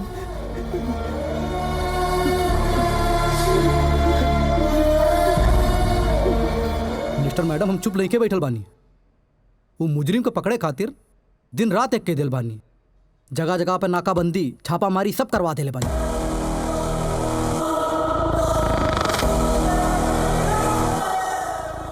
हर गाड़ी के तलाशी लिहल जाता। वादा करता नहीं मुजरिम बच के ना जाए। और अगर हमरा के जरूरत पड़े ना, हम CBI बुलाइब, डॉग स्क्वाड सब बुलाइब, पर वो बची ना। हम पाताल से भी ढूंढ निकालब ओकरा के। वाह इंस्पेक्टर साहब वाह, रौरे ही शहर में रह के रौरे डिपार्टमेंट के नाक में दम कर दहनी। अरे जब नाक के नीचे से ना ढूंढ पौनी तो पाताल से कैसे ढूंढब? ढूंढ तो तोरा के हम हर हाल में लेती हैं, काहे कि तोर कर्म कुंडली के कच्चा चिट्ठा हमरे पास बा। या तो तू गिरफ्तार होता या तो गोली के शिकार। अच्छा कैला, मौत के डर से खुदे गिरफ्तार हो गईला। मौत? कैसन मौत इंस्पेक्टर साहब? अरे मर तो हम मोहिदीने गल रही, जहिया बड़ी अदालत में न्याय न मिलने से हमारी बेटी दम तोड़ दियालास। अरे अब तो हम एगो जिंदा लाश बन के रहता नहीं इंस्पेक्टर साहब, जौना के जिंदगी के एक ही मकसद बा, अपना बेटी के न्याय दिवावन। लेकिन कुल हम रउआ से काहे के कहता नहीं? अरे रउआ का हमरा भावना से काले में देवे के बा। रउआ तो क्राइम के और कानून के किताब पढ़ले बानी ना, लेकिन हम तो एगो साधारण इंसान है इंस्पेक्टर साहब, जौन बार और दाढ़ी बनावत रहल है। जस्ट अ कॉमन मैन, जेकर एगो छोटी सी दुनिया रहे, ओ दुनिया में एगो परी जैसन खिलखिलात बच्ची रहे, जौना के दरिंदा कुल मसल दिया साहब। लेकिन एगो बात याद रखी इंस्पेक्टर साहब, जब भी कॉमन मैन अपना जिद पर उतर जाला सन ना, तो उन्हन के रोकल असंभव होला। असंभव। तीन गो के तो हम मार चुकल बानी, एगो बाकी बा। एगो। बकवास बंद कर और ये बता कि विकी कहाँ बा? विकी कहाँ बा हम अभी ना बताइब इंस्पेक्टर साहब। बल्कि ओकरा के अदालत में पेश करब ताकि सच के चेहरा पे पड़ल झूठ के पर्दा उठ सके और हमरा बेटी के न्याय मिल सके, न्याय मिल सके। हम चाहती ना तोहरा के अब्बे गोली मार देती, काहे कि हमरा सरकार की तरफ से आदेश बा, लेकिन हम ऐसा ना करब, काहे कि हमू चाहता नहीं मुजरिम के सजा मिले। यही खातिर हम तोरा के कोर्ट जरूर ले जाए।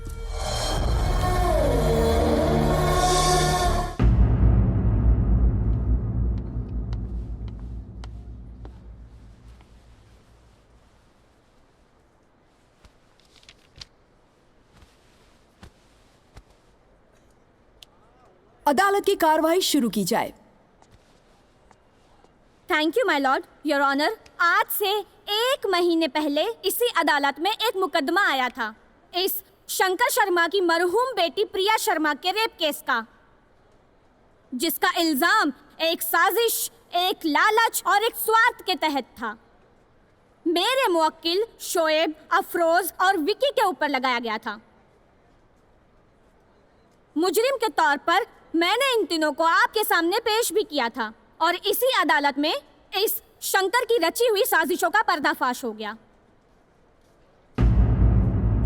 इसकी बुनी हुई जाल बेनकाब हुई और साथ ही साथ इसके द्वारा पेश किए गए सारे सबूत, सारे गवाह झूठे साबित हुए।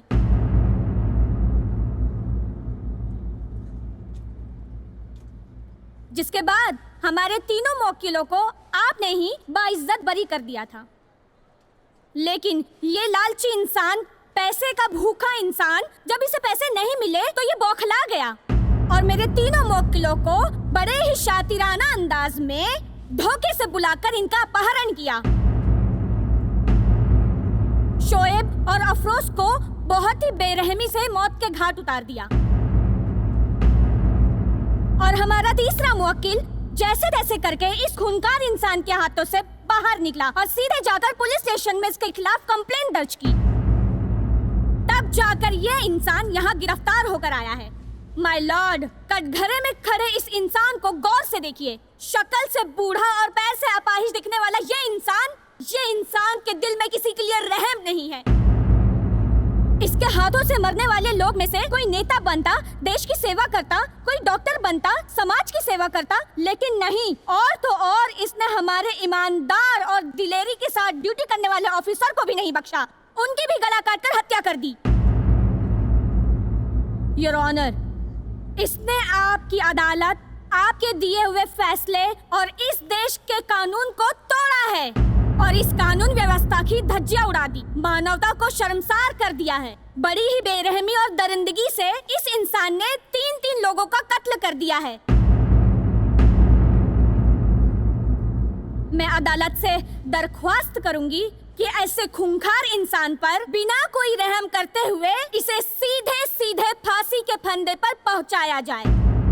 That's all, my lord.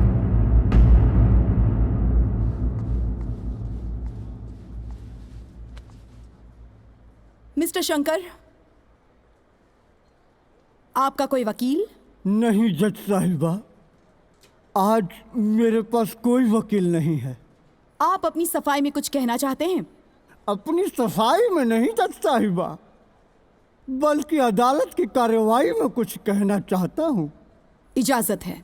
जज साहिबा, यहाँ जिसके कत्ल की चर्चा की जा रही है, दरअसल वो कत्ल मैंने नहीं किया है, बल्कि मैंने सजा दी है उन लोगों को जो गुनाहगार थे।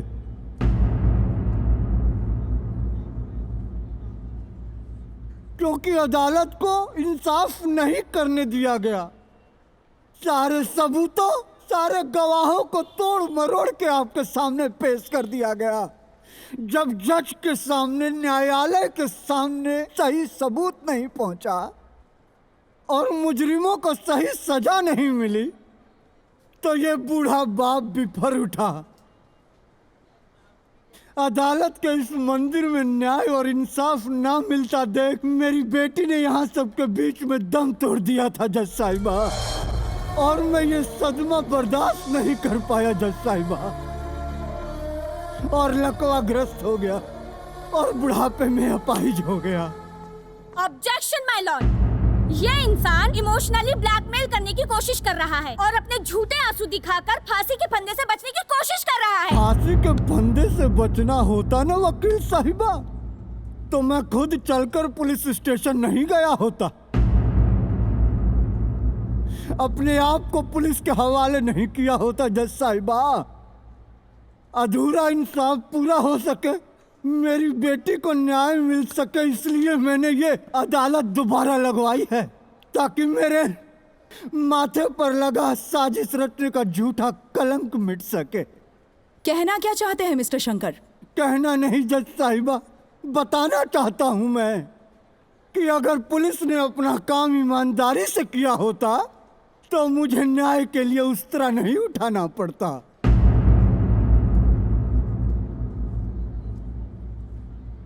और जज साहिबा, मैं चाहता तो इसको भी मार देता, लेकिन मैं आपके सामने इसको लेकर के आया हूं ताकि ये खुद बताए कि मेरी बेटी के साथ क्या क्या हुआ है। ये खतरनाक मुजरिम आपके सामने खड़ा है, पूछिए इससे जिसने मेरी बेटी की इज्जत को तार तार कर दिया। पूछिए सच्चाई इस लड़के से जो आपके सामने कटघरे में खड़ा है। ऑब्जेक्शन माय लॉर्ड, इस इंसान ने मेरे मुवक्किल को बहुत दिनों से अगवा करके रखा हुआ था, इन्हें डराया है, धमकाया है और मौत का डर दिखाया है, मगर तुम डरो नहीं। यहाँ पुलिस है, कानून है, जज साहिबा है, तुम डरो नहीं। तुम सच्ची सच्ची बताओ, तुम क्या बताना चाहते हो, बोलो। मिस शिवानी, आप चुप रहेंगी तभी तो वो कुछ बोलेंगे। सॉरी माय लॉर्ड। बताओ विकी।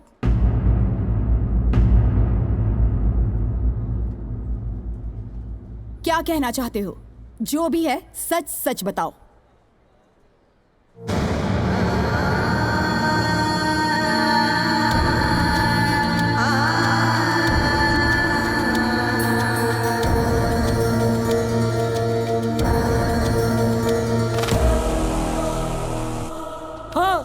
हाँ जज साहिबा, हाँ, हम तीनों ने मिलकर इसकी बेटी प्रिया का बलात्कार किया था।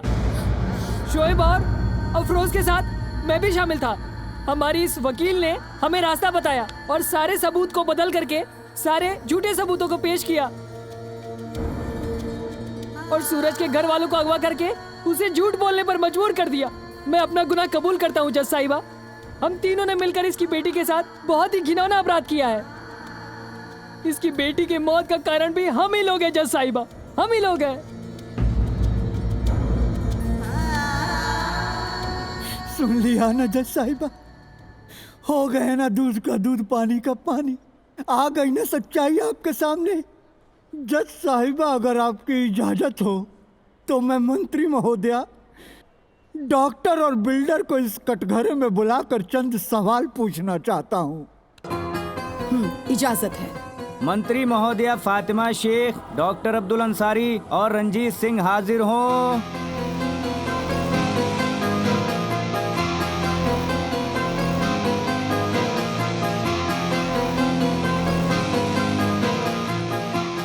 हाँ तो मंत्री साहिबा, मेरा पहला सवाल आपसे है। आपने जब मंत्री पद के लिए शपथ ली थी तो क्या कसम खाई थी कि मैं देश के संविधान की रक्षा पूरे ईमानदारी और सच्चाई से करूंगी? ये रक्षा किया है आपने, ये रक्षा किया है जज साहिबा इन्होंने। इनके बेटे ने मेरी बेटी के साथ हैवानियत और दरिंदगी भरा बलात्कार किया। उसे सजा दिलाने के बजाय ये उसे बचाने में लग गई। अपने पद और प्रतिष्ठा का रौब दिखाकर सारे सबूत बदल दिए। गवाहों को डरा धमका करके आपके इस अदालत में पेश किया गया जज साहिबा। अरे ये तो एक बेटी थी, एक बेटी होकर एक बेटी को न्याय दिलाने की बजाय अपने पावर का गलत इस्तेमाल करके इस अदालत को गुमराह किया और अदालत को इंसाफ नहीं करने दिया गया जज साहिबा। आखिर ऐसा क्यों किया जज साहिबा? पूछिए ऐसा क्यों किया? और ये डॉक्टर को तो भगवान का दूसरा रूप कहा जाता है। लेकिन इस डॉक्टर ने क्या किया, मेरी बेटी का मेडिकल रिपोर्ट बदलवा दिया। विश्वास के साथ विश्वासघात किया है इन्होंने। चिकित्सा जैसे भरोसे को बदनाम किया है इस डॉक्टर ने। जज साहिबा, आखिर क्यों किया है इसने ऐसा? इस भरी अदालत में मैं ये सवाल पूछता हूँ, बताइए ऐसा क्यों किया?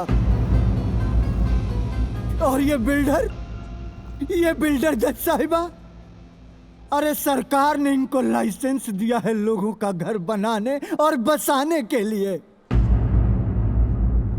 लेकिन इसने क्या किया? अपने बेटे को बचाने के लिए मेरी बेटी की दुनिया उजाड़ दी, मेरी दुनिया उजाड़ दी। आखिर क्यों जज साहिबा, क्यों? और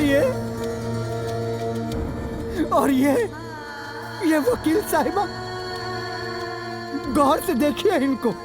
मेरी बेटी के और इनके उम्र में कोई ज्यादा फर्क नहीं है, लेकिन इन्होंने क्या किया?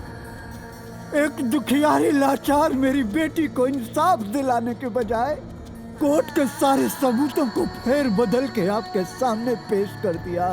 आखिर क्यों? चंद रुपयों के लिए?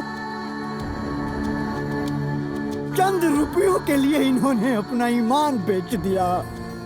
ये हिंदुस्तान की बेटी नहीं हो सकती, ये हिंदुस्तानी बेटी नहीं हो सकती जज साहिबा। मेरी बेटी थी हिंदुस्तानी बेटी, और मैं हूं उसका हिंदुस्तानी पिता, जो अपनी बेटी को न्याय दिलाने के लिए, इंसाफ दिलाने के लिए इस अपाहिज शरीर के साथ निकल पड़ा। जाइए, निकलिए यहाँ से, जाइए मेरे सामने से, जाइए।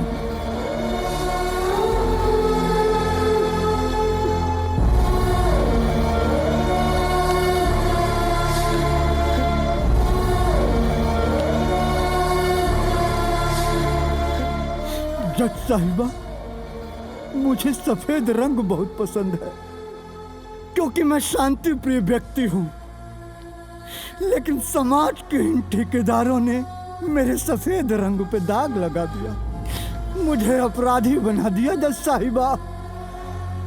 लेकिन मुझे न्याय मिल गया होता तो शायद मैंने कानून हाथ में नहीं लिया होता। मुझे इस बात का पछतावा नहीं है जज साहिबा कि मैंने 3 लोगों को मारा है। हाँ, मैंने मारा है, और मैं चाहता तो इसको भी मार देता जज साहिबा, लेकिन आपके सामने इसलिए लेके आया कि सच्चाई आ सके आपके सामने। अब सच्चाई आपके सामने है जज साहिबा। अब आप जो फैसला सुनाए, जो फैसला सुनाए आप।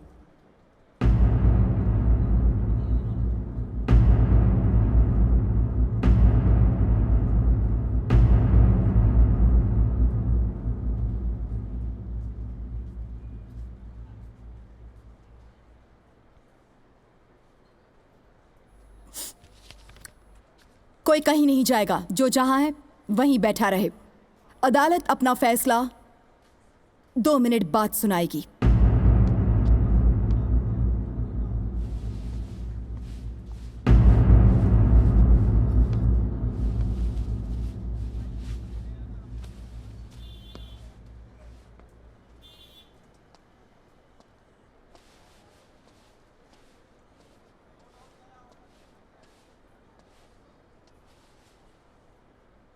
अभी मैं जज नहीं हूं, हिंदुस्तान की आम बेटी बनकर आपके सामने खड़ी हूं।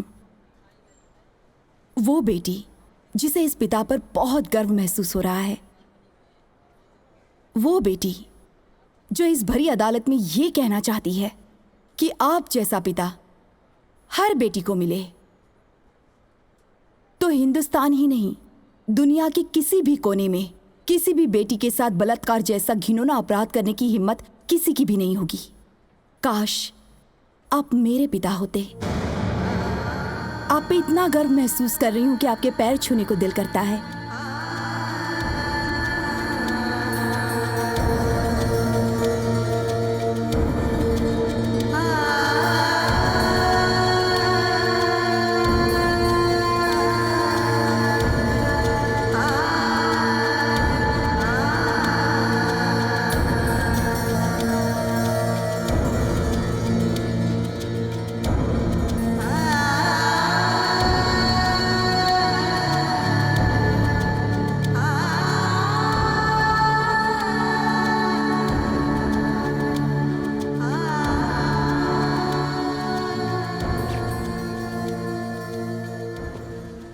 लो जी, मैं वापस जज बन गई। सारे गवाह सबूत देख सुन लिए और अब मैं अपना फैसला सुनाऊंगी।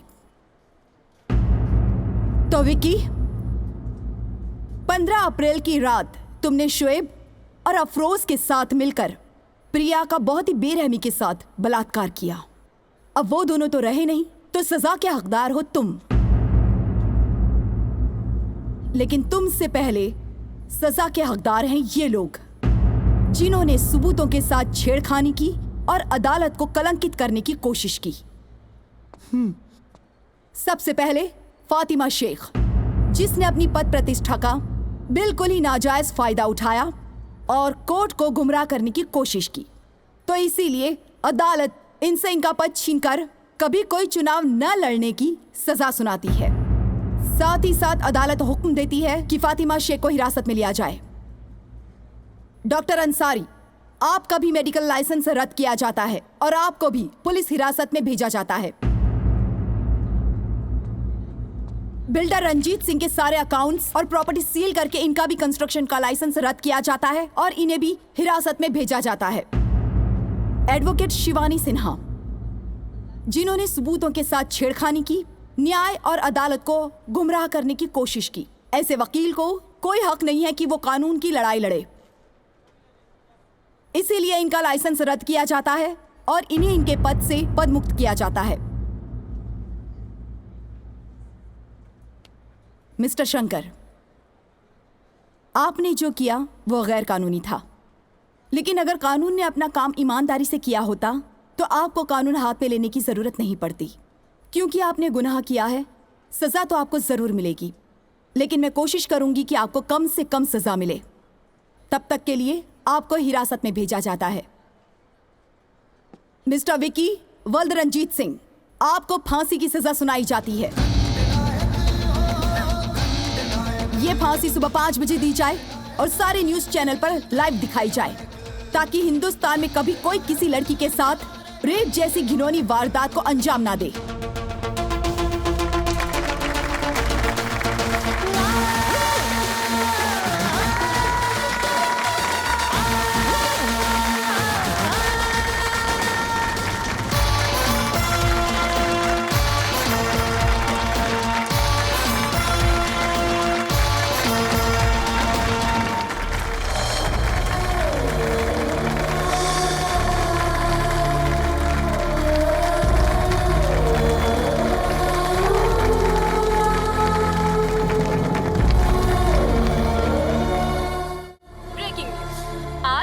सबसे बड़ी खबर, काफी जद्दोजहद के बाद अंततः प्रिया बलात्कार केस की सुनवाई आज पूरी हो गई है। अदालत के फैसले और जज के आदेशानुसार मुजरिम विक्की वल्द रंजीत सिंह को फांसी की सजा इसलिए लाइव दिखाई जा रही है ताकि कोई भी अपराधी किसी भी बेटी की इज्जत पर हाथ डालने से पहले 100 बार अपना अंजाम सोच ले कि उसके साथ भी ऐसा ही होगा जो आज इस बलात्कारी विक्की के साथ हो रहा है। क्योंकि अब कानून के साथ साथ हमारे देश की जनता भी जाग चुकी है और बलात्कार जैसा घिनौना अपराध करने वालों का अंजाम तय हो चुका है। ऐसे गुनाह करने वालों को यही सजा मिलनी चाहिए। ये गुनाह करने वाले ये क्यों नहीं सोचते कि इनके घर भी माँ है, बेटी है, बहन है।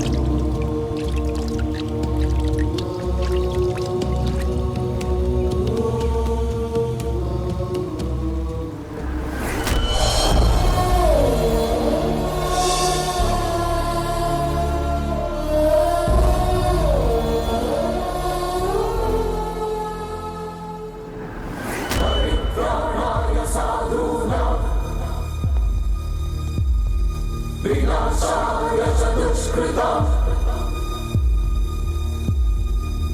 धर्मसंस्थापनार्थाय सम्भवामि युगे युगे परित्राणाय